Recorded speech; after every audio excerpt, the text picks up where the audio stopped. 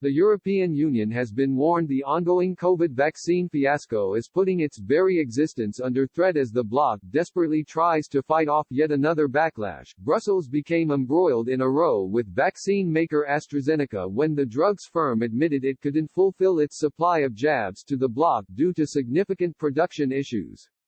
This has sparked a massive backlash from the remaining 27 EU member states, who are furious with Brussels over the extremely slow rollout of COVID vaccines in the face of the ongoing pandemic.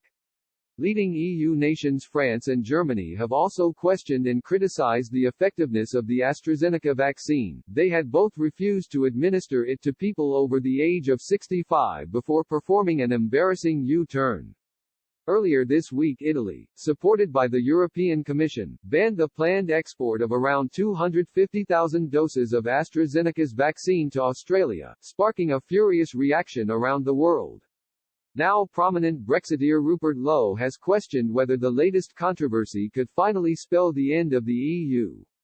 He also lashed out at Brussels, describing the EU as nasty, vindictive and overpaid bureaucrats who are woefully out of their depth. Mr. Lowe tweeted, "Now the EU are desperate to block exports of the Oxford vaccine which they've spent weeks trashing. Is the Brussels vaccine fiasco where the project begins to unravel? Nasty, vindictive and overpaid bureaucrats who are woefully out of their depth."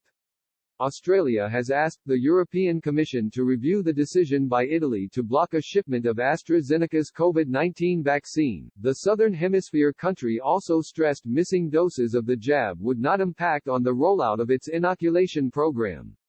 Australian Health Minister Greg Hunt said, "Australia has raised the issue with the European Commission through multiple channels, and in particular we have asked the European Commission to review this decision."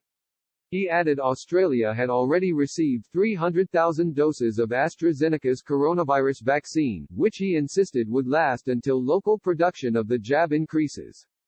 Despite the global condemnation and while seeking the intervention from the European Commission, Australian Prime Minister Scott Morrison said he could understand the reasons for Italy's objection.